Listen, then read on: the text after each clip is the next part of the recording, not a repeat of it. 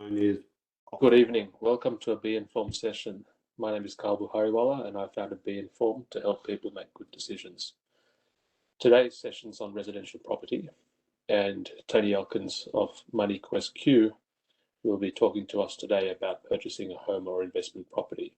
He'll be sharing some tips and traps you should be aware of. Before we proceed, I would like to acknowledge the traditional owners of the lands on which we're meeting today and pay my respects to their elders, past and present. Today's session is being recorded and will be made available to you all after the session through our YouTube channel. I would like to remind you that this session is being hosted in Australia and is based on principles from Australia. So if you do wish to consider the information shared in other geographies, please do consult a professional. And also the information shared in this session is current as of this month. So if you do wish to rely on the information in the future, please check for its accuracy. Tony has kindly prepared a one-page handout which will be shared by email to registered participants following the session. And we also have a Q&A component to this session after Tony's seminar. So if you do have any questions, please send them through to me in the chat function and I can then relay them to Tony for him to answer. So with that all in mind, let's get started. I'll hand over to Tony and he will take you through the seminar. good evening, and thank you firstly to Carl and Be Informed for having us along to chat to your audience and see if we can help people be informed. Okay, so tonight we're talking about purchasing a home or an investment property. So purchasing real estate is what our topic of today. What we'd like to do is, Carl, if we go to the next slide, we'll kick off quickly. About owning a residential property. So for most people, that is without question the biggest purchase they will make. It is a huge investment and a big commitment.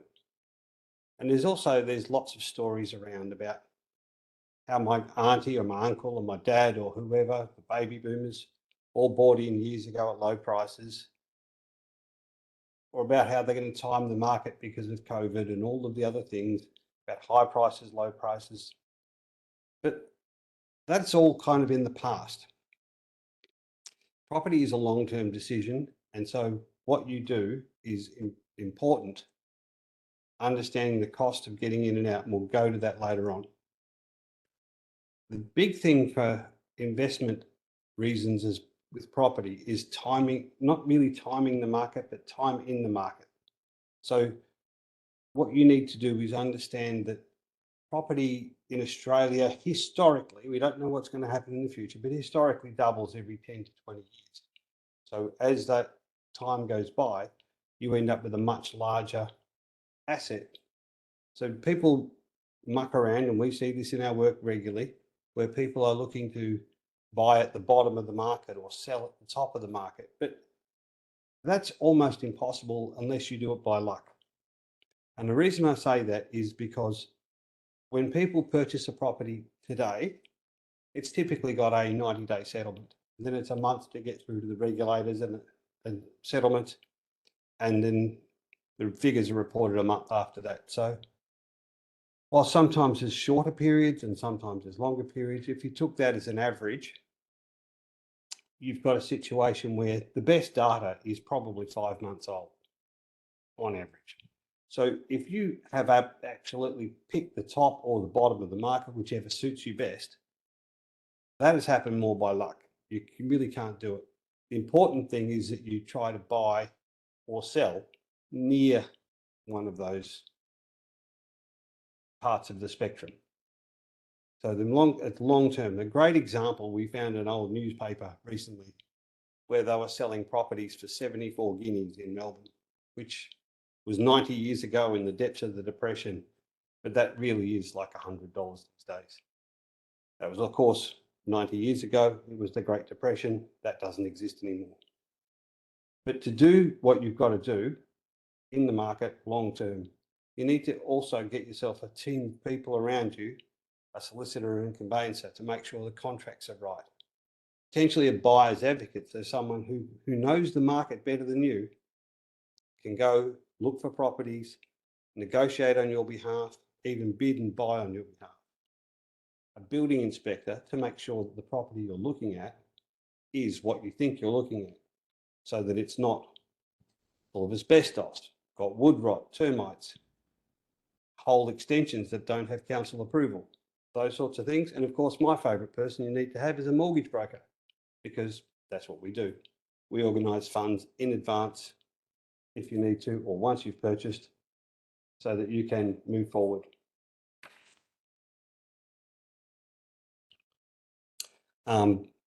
Next slide, please, Carl. So when you're doing this, you need to sort of work out a strategy. And by that, I mean, you need to know what you're trying to do when you want to buy the property. Do you want to live in it? Do you want to live in it for a short term? Or are you renting it out as an investment? And depending on what you want to do and what you want that outcome to be, means you should do different things. There's no actual right or wrong, but they are different. And by that, I mean, if you want an owner-occupied property, somewhere where you're going to live, but you're going to buy it now and use it short term, save paying rent, and then sell it again later, 5 years, then you need to be able to consider things you can do that can add value. So maybe it's needs a clean in the paint, maybe it needs more work than that. Are you able to do that work? Do you have friends or family who are in the trades who might be able to assist you with that? Because then you can make those decisions to get in and get out and hopefully make some money along the way. But if you're looking at a property that you're going to be in for more than 5 years, then you don't want to compromise on things that can't change. If you've always wanted a house on a hill or a house by the beach or somewhere that's in a city, you can walk to a cafe or restaurants or shops, then they're the things you can't change. And so you need to really look at that strategy and go, okay, I really want to live in, I'll use a Melbourne suburb, Paran. So I want to be there. And you can compromise if you have to on something around the house. You might have one less bedroom than you hoped. It might need a kitchen fixing in a few years' time. If you're going to buy and sell the house, that's something you can't do. But if it's something you want to keep for a long term, you want that property with the view, then that's something that's unchangeable, and you need to change your strategy and your priorities around that. The old location, location, location. It's the one thing you cannot change about a property. The other thing people do is they do owner occupied with a view to living it for, I'll make it up, 3 or 5 years, and then renting it out because they're going to go overseas or they're going to just buy a different or bigger or better property because they feel they will be in that position at that time. They need to look at what they're buying with a rental appeal. So not as the house that they want to live in, like we were just talking about, a house that someone else will want to rent from them. So for a rental, things that matter is access to public transport, schools, workplaces, amenities. That's what becomes your priority changes because you're looking at doing something different with it. A 1 acre beautiful garden, English garden, makes a beautiful house to live in, not a very good rental because they never get looked after. If you're looking at investment, then you really, and I'll do these in reverse order, your number of bedrooms and bathrooms really determines how much you can charge for a property. Whilst there's other niceties around the building that make it different and you can get a little bit more or you get a little bit less, fundamentally it's driven by the number of bedrooms and bathrooms. If it's got 4 beds and 2 baths, you'll get more than if it's got 2 beds and 1 bath, but it's beautiful. That's always the way. That creates the cash flow, which is that creates your capital growth. So if that's where you're going to be, that's where you need to be. And that's where you look at those things. The other thing that you can do with investment, as people are, particularly in metro areas, Melbourne, Sydney, Brisbane, looking to get into the market, is what they call rent vesting. So you can't afford that house in Paran, but you're renting there anyhow. What you might be able to do is to buy a property in a regional centre, Bendigo, Ballarat, Traralgon, Geelong, and rent that out. Now you are in the market. You are a player. You've got an asset that over time should grow. Historically, they do. So you then become a renter still and an investor, hence the funny little name. So that's your strategy. You need to understand where you want to be and what you want to do. Thanks, Carl. Next one. So with that, there are benefits and costs. There always is with everything you do. Obviously, the first benefit is it's your own home. So you're not renting, you can change things, you can build, you can renovate, you can mow the lawn, you can plant a garden, you can plant a tree, you can build swings, you can do all of those sorts of things. It's your home. So that's a great advantage and no one can stop you doing it. It also creates a security of place. You know that you can get to your work. You know that your children can always go to that school because that's where you want them to be. Because you own the property, you're not going to have the situation where the landlord says, on you go, move on. We're selling the house, we're renovating, we're doing whatever. So that's an important point to have, that you're getting those sorts of things. And historically, you've got the benefit of, we've been talking about earlier, about historical gains in asset value, which enables you as a human to build wealth for retirement and all of those lovely things. But on the flip side, you've got costs. You've got the real estate agent fees. Now, as a buyer, you don't pay them, but it's all, the seller is paying them. So somewhere in the line, that cost is built into the price of the property you buy.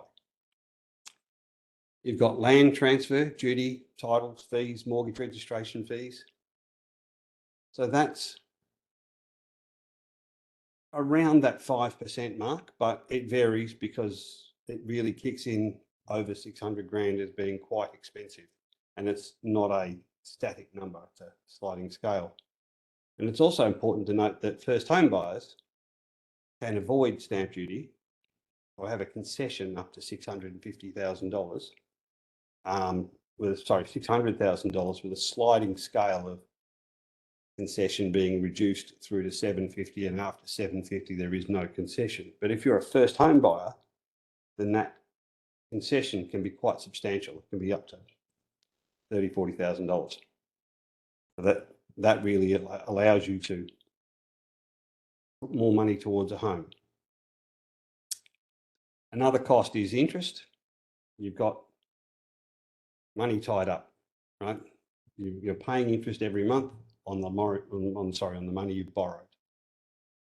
If it's not your own home, you're buying a holiday house, you've got the cost of land tax. So there's an input there that you need to understand. And last of all, opportunity cost. If you're going to buy a home, it means you can't use that money to do something else, put it in super, buy shares, all of those things create an opportunity cost that you will miss out on. You might be happy to do that, but understand that that's real. If you continued to rent, you had your $100,000 deposit and you invested it in shares, you could also get a return that way. Thanks, Carl. So looking at someone who's going to borrow some money, they're going to buy a home, they've got their deposit and they put it towards it. We, in the lending space, it's a saying they call the 5 C's of credit. Character, capacity, capital, collateral, and conditions. And most of these are within the realm of the borrower or the person who's looking to buy a home. But you need to understand that you can move forwards and go, I have got great earnings. I've got a very good income, but I can't borrow money. I don't understand. So first thing they look at is character. They look at your credit score, they look at your past history, and they go, okay, John is a good candidate. We're happy to lend him money. Then they look at your capacity. So how much you earn, whether it be as an owner, business owner, or whether it be as a salaried employee, you have a capacity to repay the loan. And that certainly comes to the fore. You have capital. How much deposit,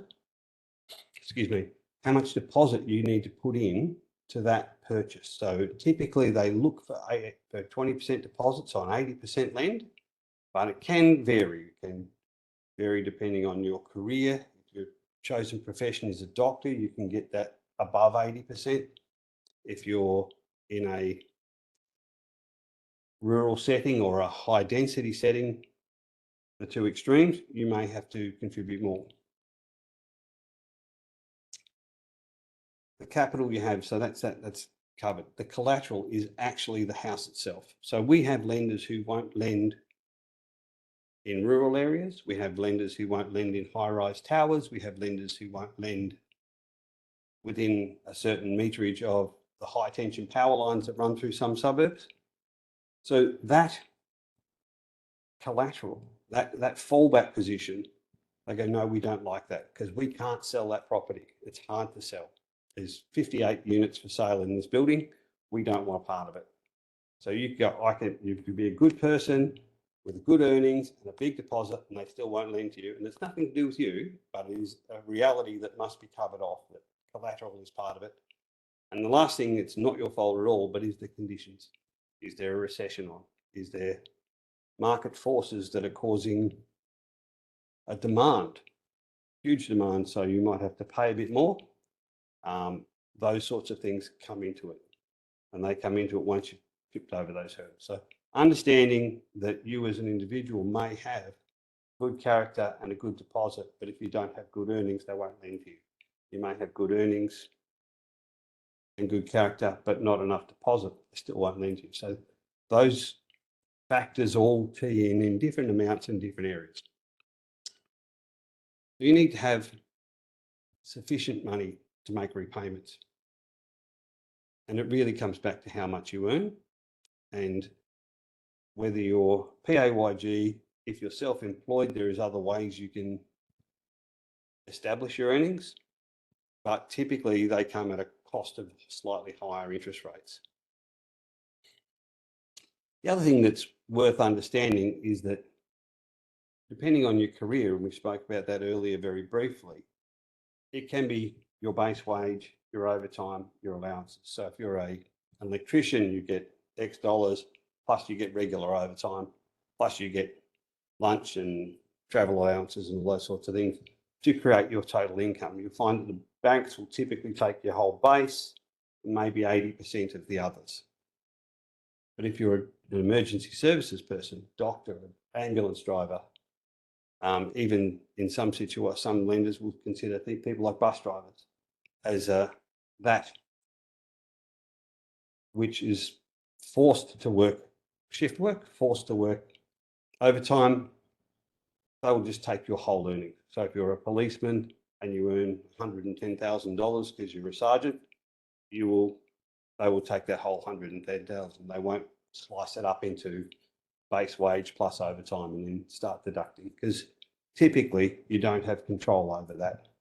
You're rostered on as a nurse or a doctor or a policeman or whatever, you have to go.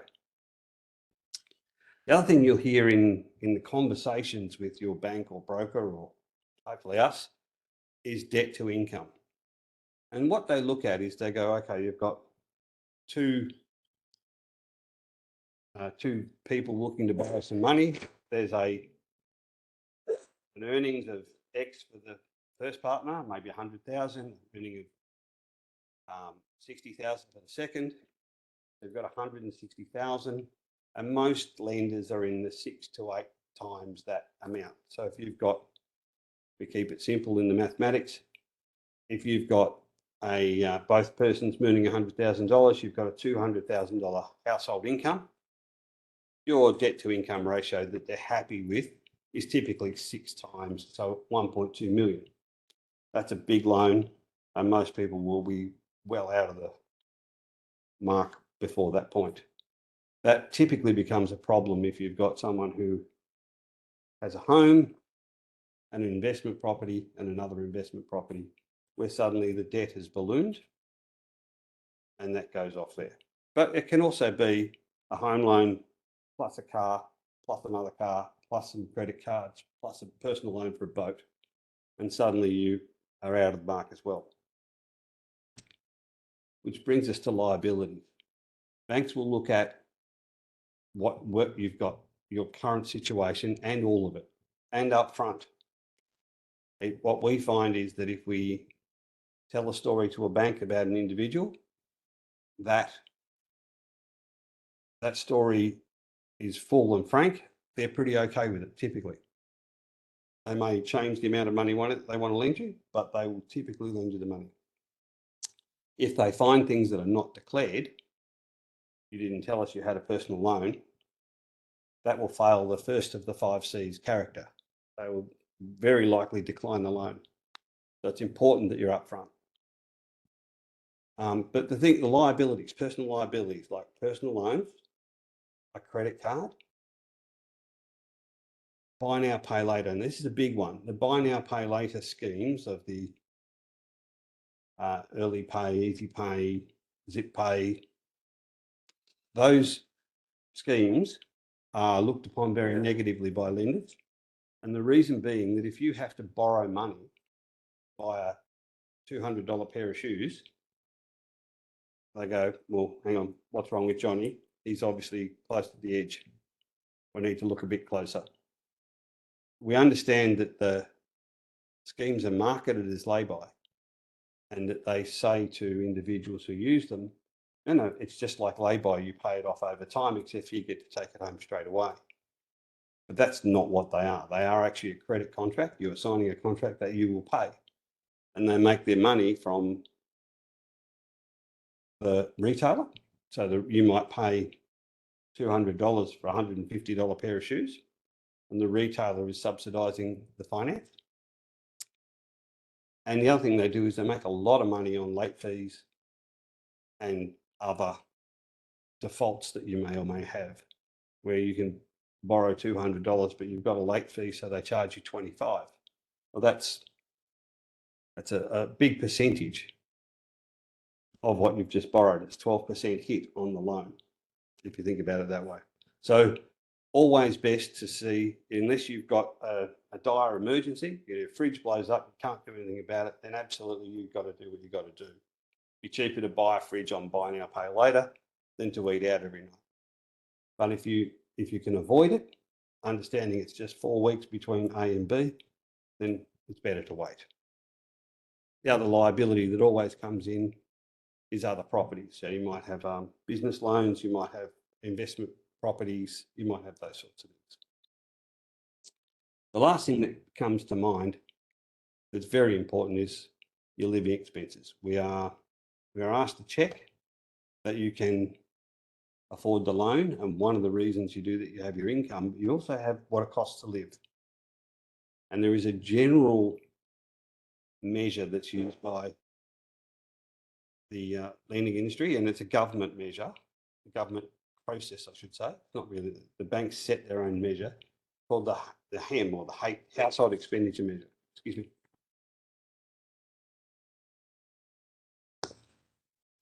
Now, the HEM is a variable in that what they do is they look at your home and they go, well, okay, there's a $100,000 household income. We expect for 2 people that will come in at $3,000. But if you've got a $200,000 income for that same household of 2 people, they will think 3,800 is the number. And they do that because people tend to expand their lifestyle depending on their income. So it's a variable number, and most lenders have a few other, I shall call them, parts of the mix that they throw into there that people need to learn from. So that's the lending side of it. Thanks, Carl. Next one. Your borrowing considerations. Your ideal position is a 20% deposit. If you have less than that, you need to borrow 85 or 90, then you end up in what they call lender's mortgage insurance, or LMI, a term a lot of lenders. And that kicks in as a cost where you pay to insure the bank against you not paying. And that's the important thing to understand. You actually don't get anything for that money. There is some waivers. Some banks will lend for professionals such as nurses or doctors or lawyers, but usually only in major metro.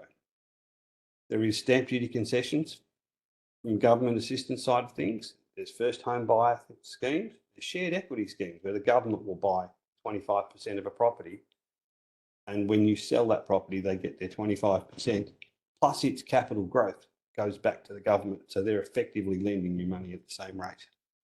But that's a good way for you to lower your payments if you're in that situation. And of course, there's the alternate funding. Support of family members, the old banker mum and dad.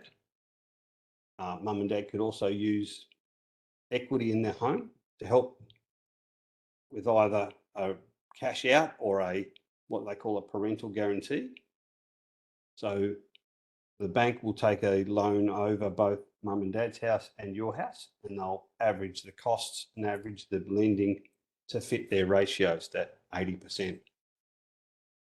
Or you could give an alternate security guarantee. There is some lenders, not many, who will take cash in the bank or shares or other securities, and they'll take a lien over that. So instead of the property being secured, and that can often be a case where rather than securing parents' properties because the parents are looking to move, they use funds or something else. That's fairly rare, but it does exist.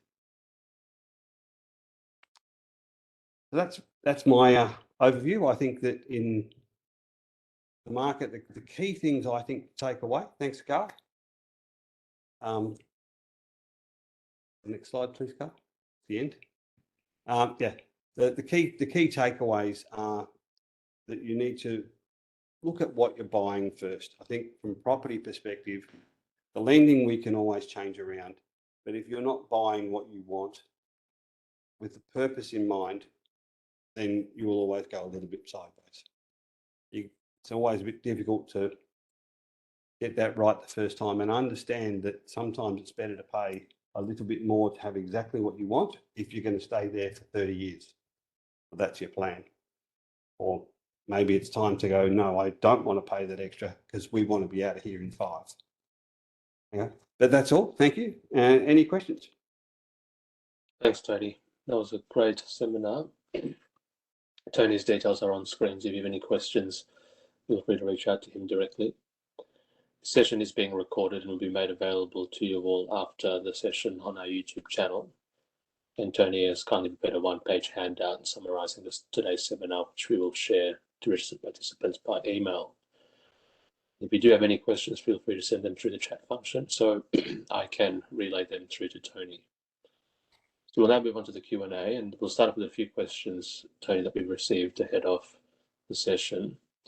So the first one is in relation to, I guess, this person is a young individual looking to break into the market and buy their first property.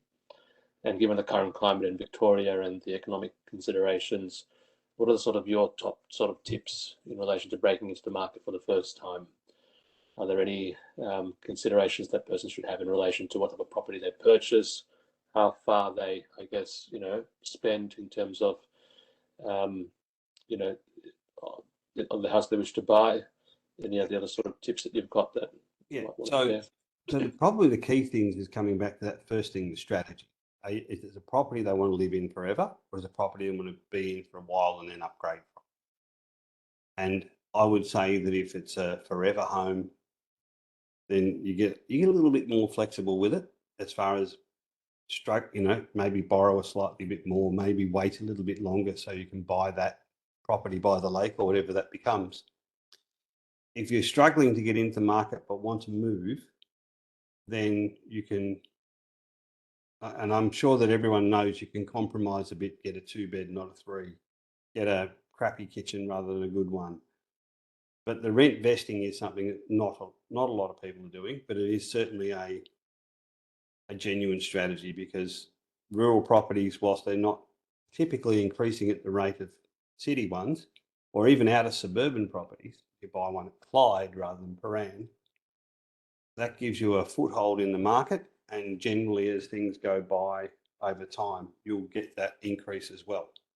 Obviously, it means you've got tenants and you've got all of those other details to deal with, but that's one of my thoughts. I think the key thing is that also to understand that helping products like the LMIs and those sorts of things, whilst they seem horrendous at the time because they can be $10,000 and $20,000, that's also a year's rent. So if it takes you out of the rental market, you could almost call that square.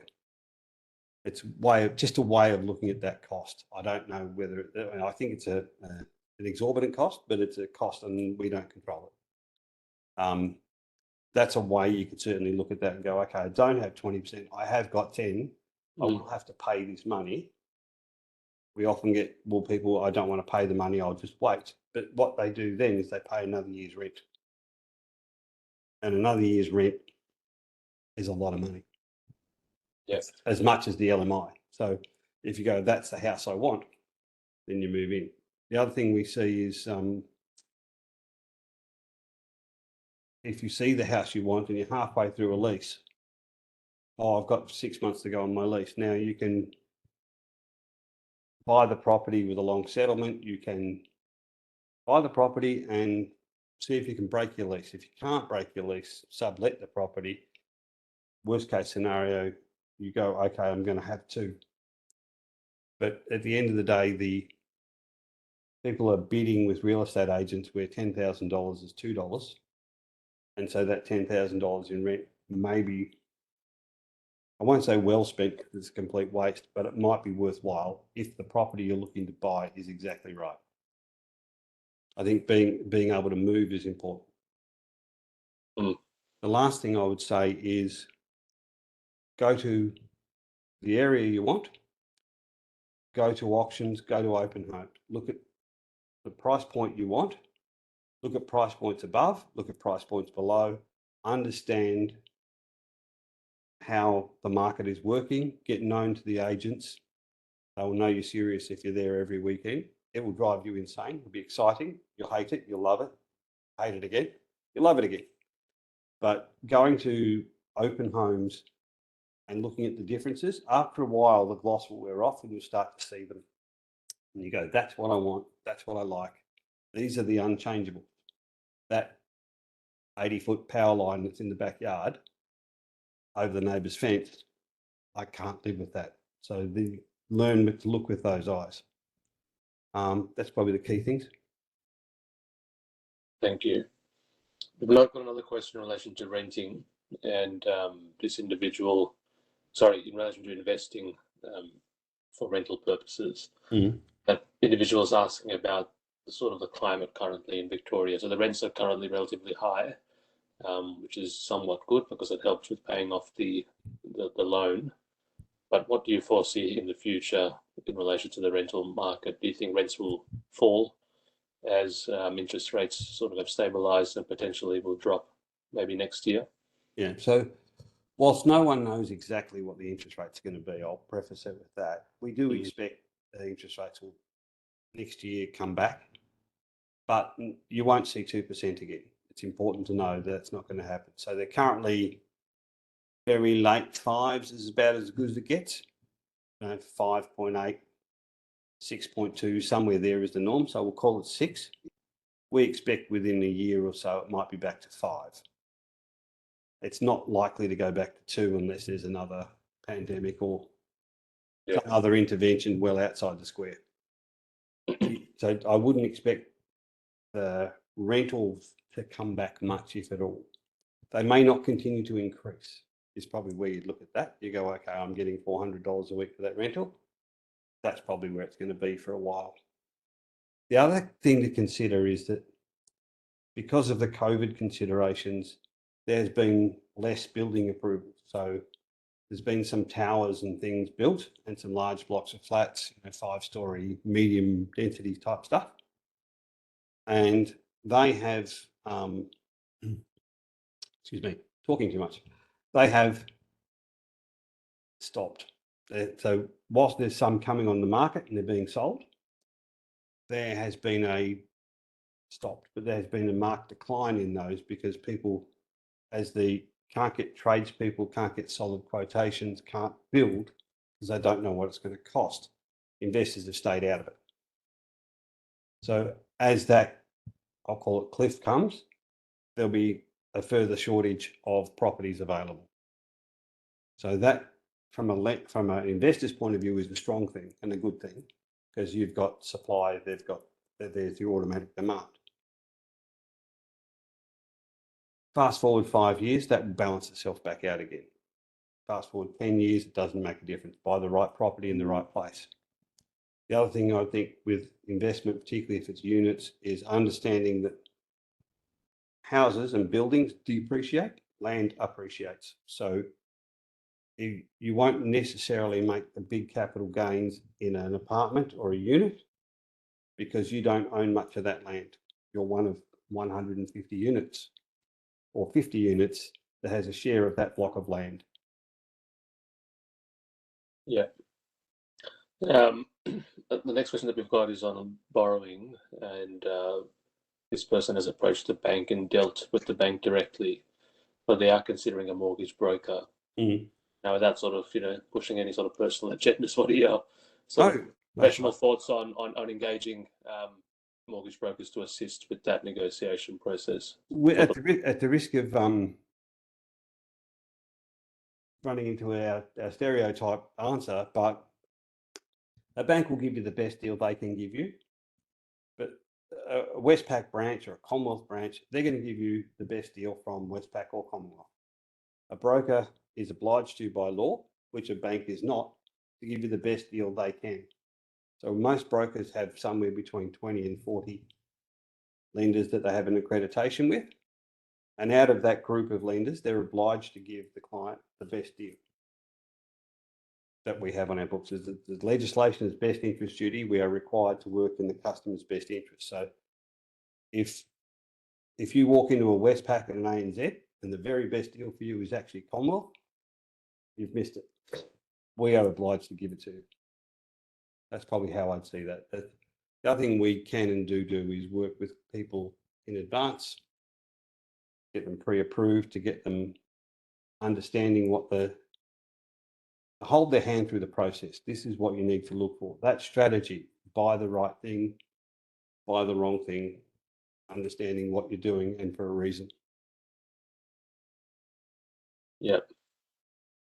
One question that we've received is in relation to purchasing the first home, and I think you've touched on the fact that if it's depending on the situation, whether you're single or you're a couple or you've got other sources of income as well, the bank looks at sort of a 6 to 7 times margin, isn't it, on your borrowing capacity.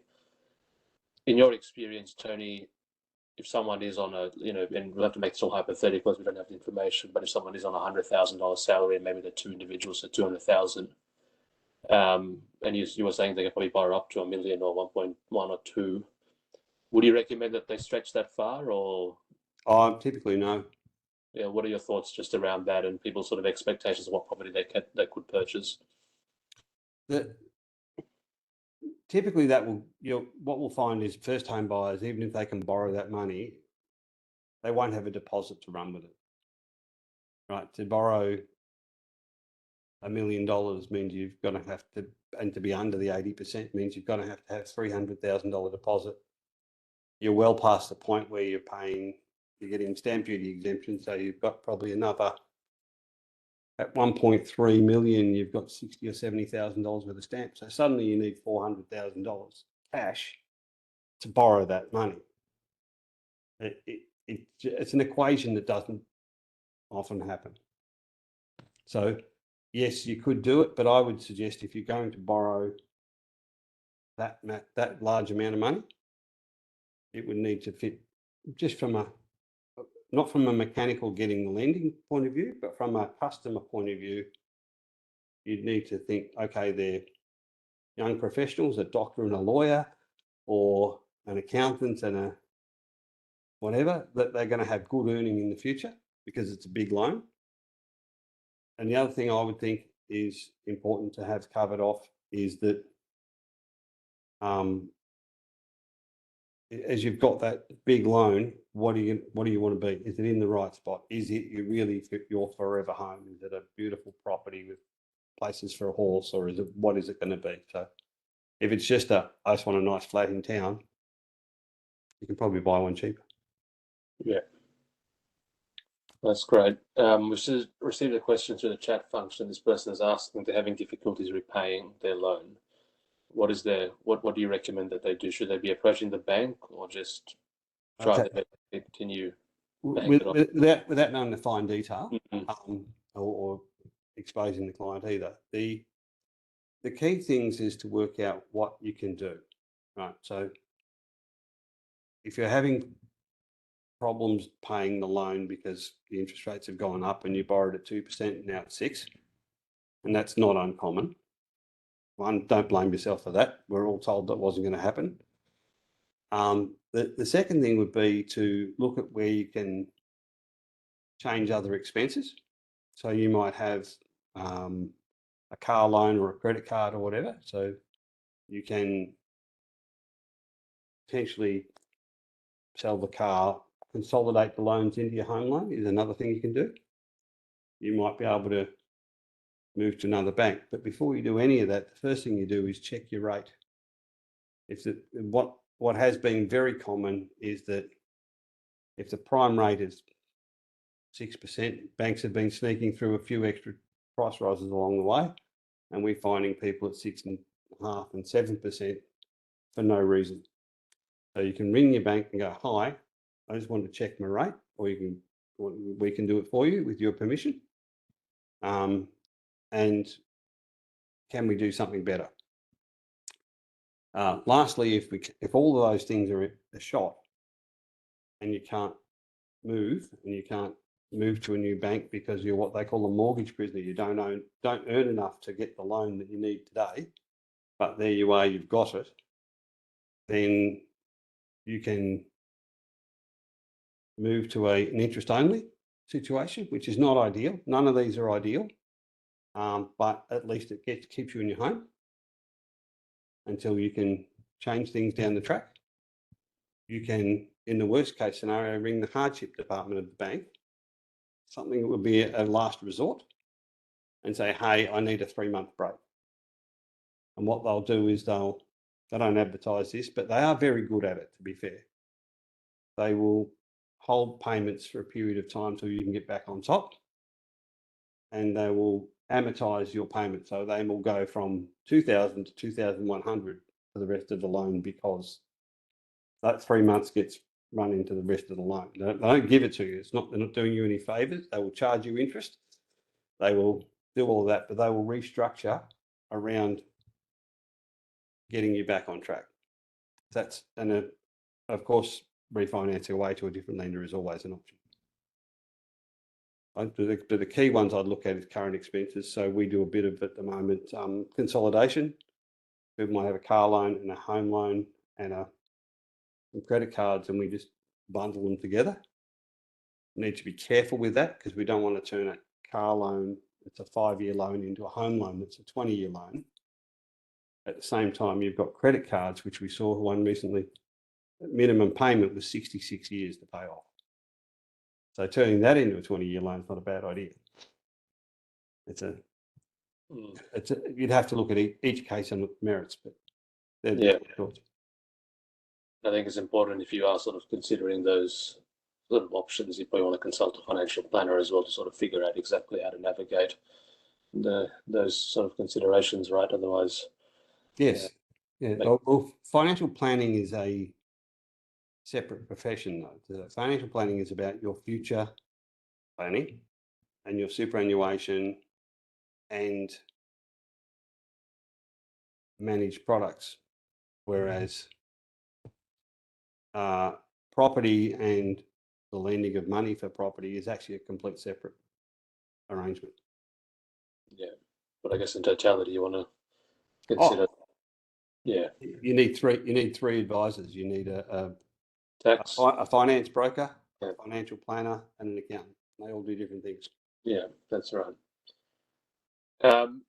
We've got one question in relation to sort of, again, in the investment space and rent and sort of the rental. This individual is potentially considering selling their property because potentially this person is about to, and this is why I mentioned the financial planning, Tony. This person is probably approaching retirement now, is wishing to reconsider the strategy as to how they invest the capital that they've built. Do you recommend that they actually sell it? Of course, it depends on the circumstances, but if you think sort of if everything is sort of in equilibrium, it's probably, I don't have too much to the question, right? But if the person is making a sufficient sort of rent from it, I guess the person doesn't have a mortgage now, or it could be quite, low compared to the equity. Should that person consider selling it and putting the money into other sort of asset streams, or?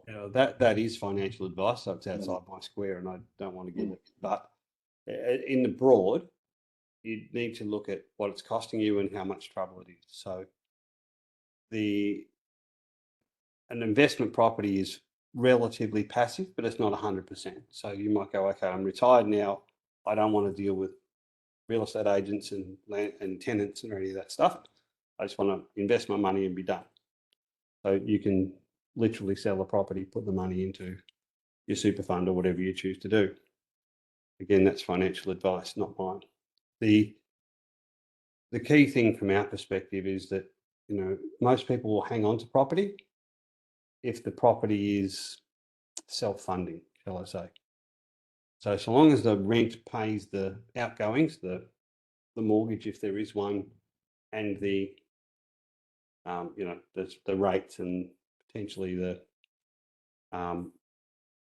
body corporates, or that, if there is one, most people just hang on to it. It's a solid investment from that perspective. It's not as, shall I say, sexy as shares. They don't rise and fall. They don't do all those things, but it's a good, solid investment. And most financial planners talk about a third, a third, a third, where you have a third in property, a third in shares, and a third in managed investments. But obviously that's talking from a perspective of having a much larger portfolio. And on that point, and on that point, in relation to capital appreciation, where you're comparing sort of apartments and units and townhouses and houses, of course, you've mentioned that the land component for a unit or an apartment, right, is relatively small compared to the land that you would hold with the house or a townhouse. But do those investment strategies in house, townhouse, apartment, unit, right, do they suit different type of investors, right? Because some that, because apartments and units are probably relatively cheaper compared to a townhouse or a unit or a house, sorry, and the expense might be relatively lower, but there's body corporate as well. Do you see that impacting your investment strategy? No, I think that you deal with what's in front of you and what you can buy at the time, right? So we deal with an outside company, Blue Wealth, who are very good at doing off the plan sales for apartments, and they help their investors and they research the market, and they do that very, very well. But they're selling off the plan. So you're buying now with a view to being finished in 2 years and go forwards from there. That is always going to be a good medium to long-term strategy. The thing that you need to understand from a perspective of buying a property now for an investment is that there's kind of no right or wrong, but if you buy the one with the power lines in the backyard, no one will want to buy it off you. If you buy the one that's in a far-flung outer suburb with no train or tram or bus access, it's not going to have the growth that something if you buy, in a 20 kilometres from the CBD with tram, train, bus, that sort of relative access. But they become more expensive to buy, which is where the Blue Wealth guys go, well, okay, that's great. We all want to buy that house, but that house in Oakley is now $1.2 million. My client's got 500,000 to buy, so he's going to be an investor in an apartment because it's either that or Ballarat, and the capital growth typically has not been there in the rural. It's just a good way to get started. Yeah, and I guess it depends on your capacity to be able to absolutely property as well in the rural locations far, and dealing with property managers and all the rest of it. Yeah, I would recommend always dealing with a property manager for all the trouble that they are. There's still less trouble than dealing with a tenant. You don't want to be the person knocking on the door to collect the rent. It's Yeah. you don't want to just give it to them and let it be done. Let the professionals do that stuff. They can screen the applicants. They can do the checking. They can collect the rent, and the little bit they charge for that, it's worthwhile. Yeah. And final question that we've got is on borrowing again, and this person wants to know whether if they increase the length of their loan term, would that help with managing repayments? Yeah, typically it would. So if you take a loan that's got 20 years to go and stretch it back out to 30, that would lower the repayments. And that can certainly help, particularly if you want to do it with a view to increasing payments later on. So, okay, we've got 3 kids at home now, but in 10 years' time, they'll be grown up and gone and at university and wherever. At that time, we can afford to pay a bit extra, but right now we just need to make it through. That becomes a viable thing. The only other thing I would say is that if a client or a borrower is over, depending on the lender, 40, 45 years old, the lender will want to see what they call an exit strategy.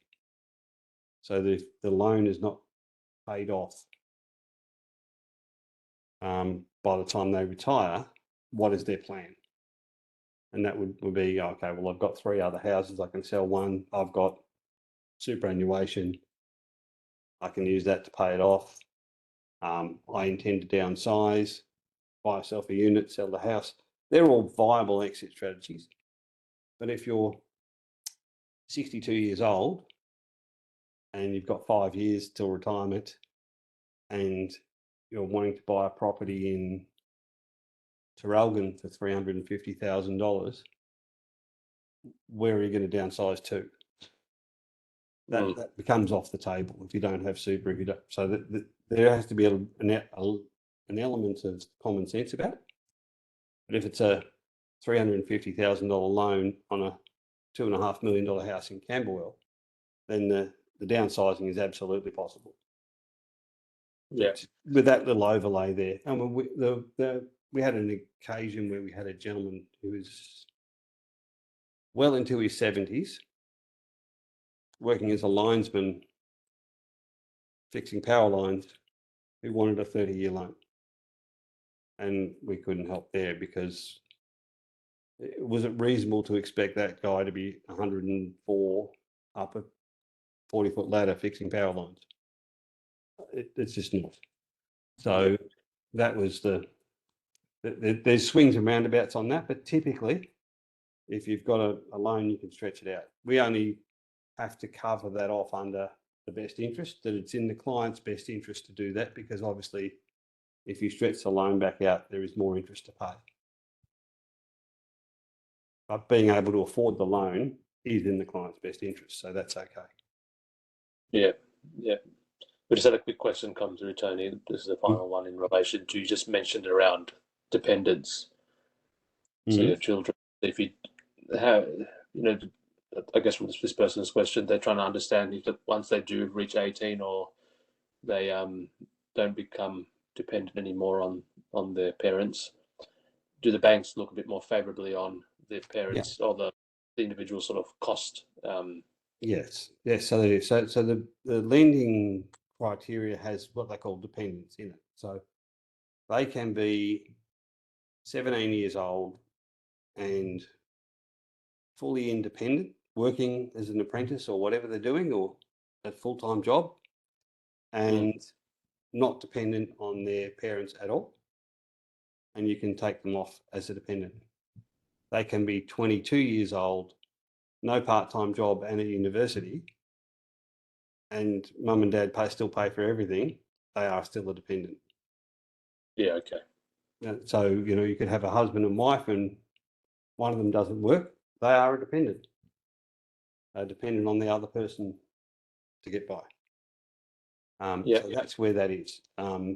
Typically at around the 18 years old most have become independent, and you can wind it backwards from there.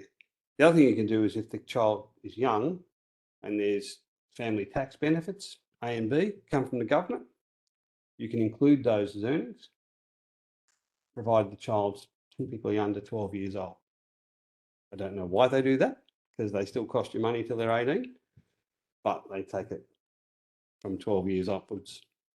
They won't take it as an income, probably because it's got a finite view of it. So the number of dependents changes, and again, it's not linear. You know, one person might be, I think it's up, I'm going to shoot from memory here, HEM's around $2,500. Two people is about 3,200. By the time you get to 5, it's still only 4,000. So you get that. The electricity costs the same whether lighting up one room or whether 5 people are sitting in the room or just the one. So there's that bit of a sliding scale down. I think I said the other day it tops out at 10. If you've got more than 10 kids, the other ones don't count. Yeah. No, thanks, Tony. That's been a great session. No problems at all. Tony's details are again on screen. If you have any questions, you can direct them straight through to him. As a reminder, the session is being recorded and will be made available to you all after the session on our YouTube channel.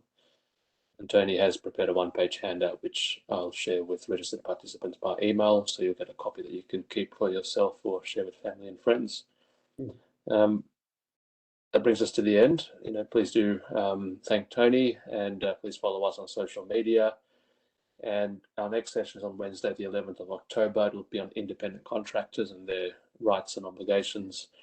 So if you are an independent contractor as opposed to an employee, you might be able to join and learn more about that. But that brings us to the end of the session. Tony, thank you again for your time. Thank you for having us. And don't stand against the black walls, Marley. Thank you. Thanks, Tony. All right. Thank you all. Bye for now.